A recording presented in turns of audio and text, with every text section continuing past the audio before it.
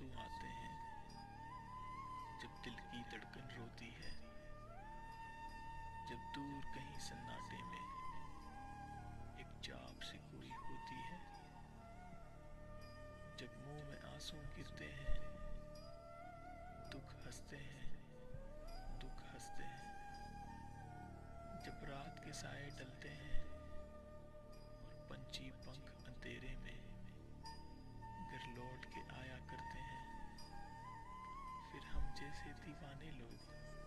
प्रेम की आग में जलते हैं,